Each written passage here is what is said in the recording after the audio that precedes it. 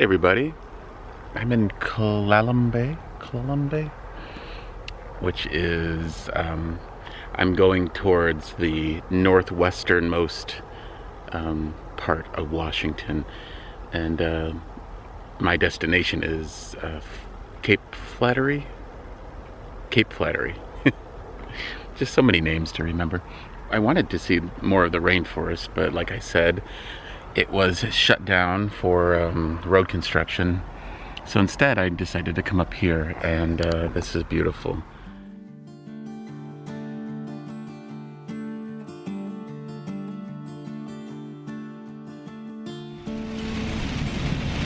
Yikes.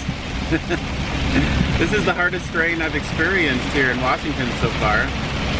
Seems like it's always kind of a drizzle, but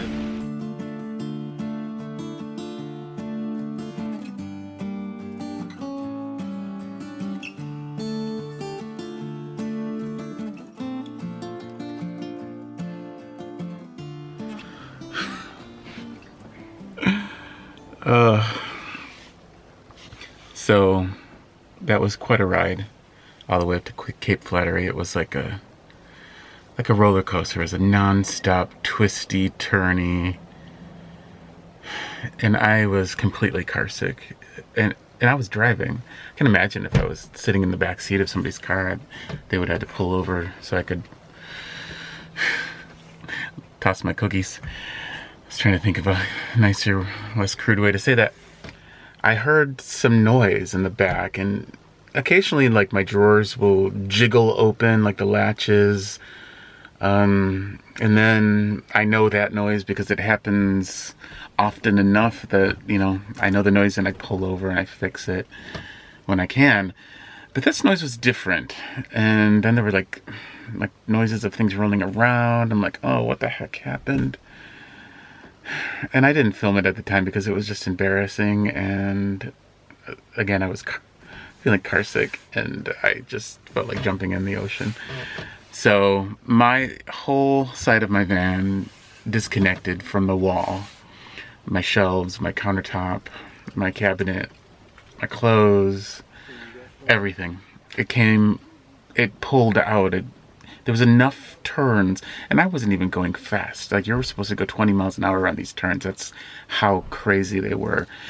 And I was going 20 miles an hour, but it was just over and over, and it seriously must have been like 600 of them. And the friggin' countertop, cabinet, and the whole clothes hutch thing, it's all one piece, all came right off the wall. And, you know, now when I'm thinking about it, well, let me show you first. So I've pushed it back, and I've sunk a few screws into it, but, yeah, you can see it still. Especially this part, this whole upper part is completely pulled out. You can see it kind of here too. It's not completely in the wall, but it's like, it's good enough that it won't come back out because I pulled on it quite a bit to make sure. How embarrassing. So this is after I picked up quite a few things. This is just an extra support that I plan to use, and that's why that's sitting there. But yeah, like, all my stuff just went flying, and I picked up most of it. So this is going to need some assistance. I think it's okay for now, until I get somewhere where I can spend more time on it. This thing was literally like, it was on the bed, you know? It was lying like that. And so it was, I mean, it's one unit, so this part was two. Luckily, my battery down here, I have it screwed into the subfloor, and so that did not move. The wires didn't get compromised.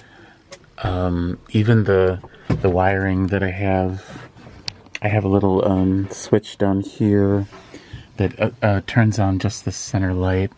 Luckily that was fine too.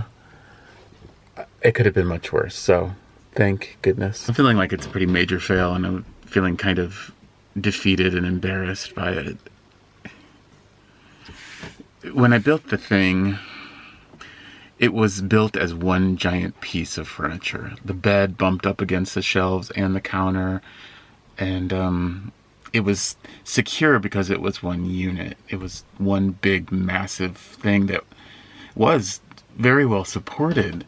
But when I cut it, there wasn't enough support into this wall, and that was an issue when I built this. Was that there weren't enough places on this site to secure things, and we didn't go that much further into it, like trying to solve that problem, because we built it all like one piece.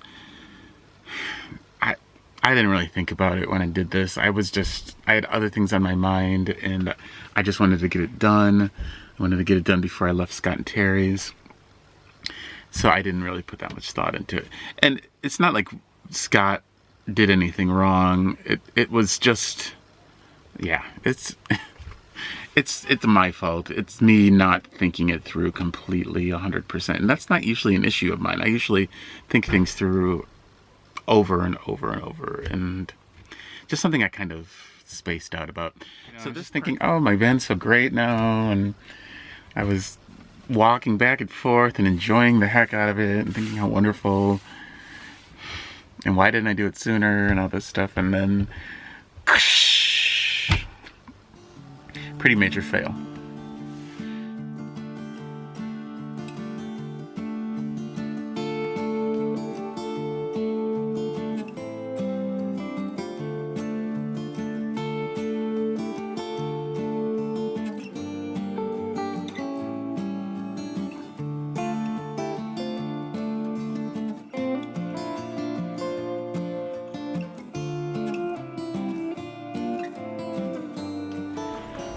Alright, so time to hike.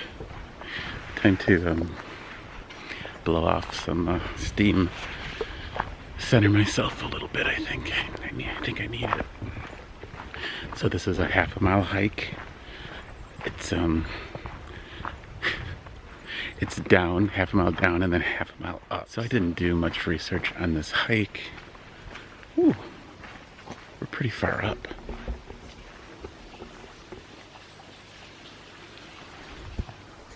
And there's a little waterfall down there. Wish I could see it.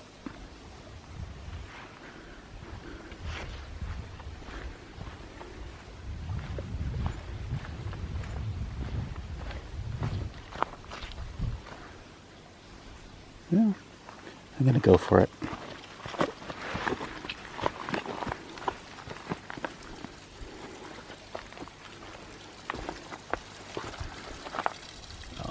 Not much of a waterfall, but cute.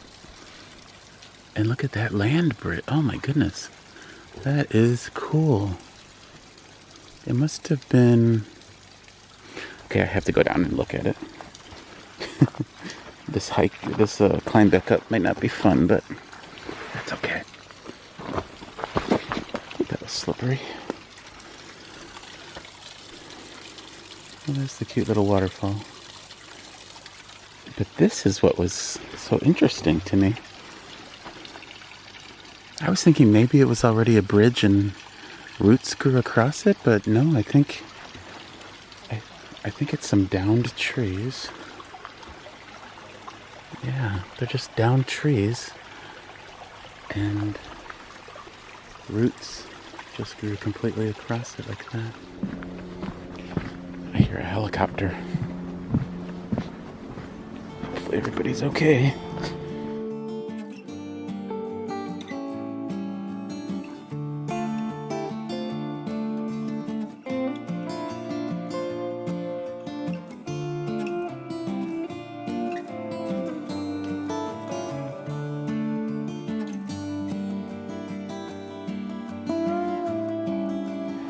This is just a little side trail viewpoint. And what a view it is.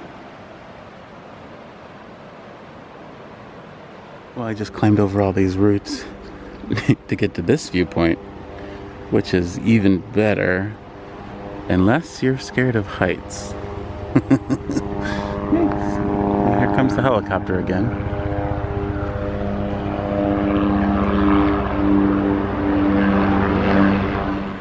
So you can just get a better view of the cove from this spot.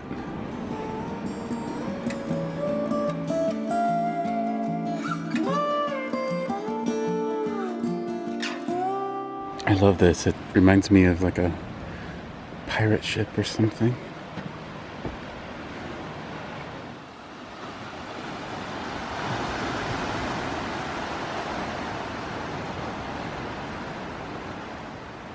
It's really cool the way they did this. It really makes me think of a tree fort, which, if you know me, you know I'm all about tree forts.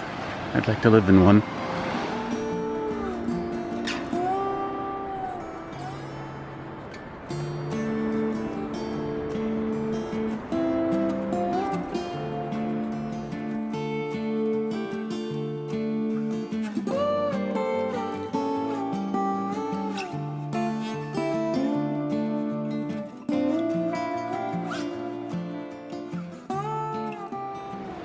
This is the northwesternmost tip of the United States, the continental United States.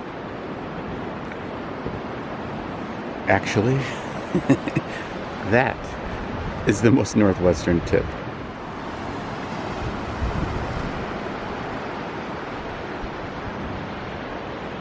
There's a little lighthouse on that island there. Over there is Canada. And these caves in the rock, they almost look like they're like garages. Like you could just pull your boat in there. Check out the color of the water. That I'm very curious about. How far does that go back? Or maybe it goes all the way through. I want to explore down there. I don't know how that would be possible though.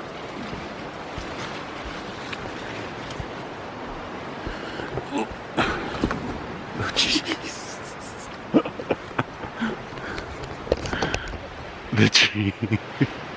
I was just ducking under that tree, and it grabbed my backpack and unzipped it. Whew. Okay. Okay. Wow. I am so intrigued by that. It's a little bit creepy. It almost looks like there's a face in there, like a giant face. Let me see if I can zoom in on it. You see it? Creepy, huh? It's like a witch face. That's strange. That creeps me out a little bit. Let's be honest.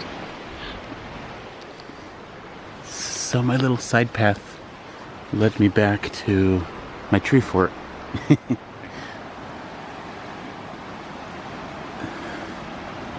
And another view of the scary witch face. Yeah, still looks like a witch face. Kinda.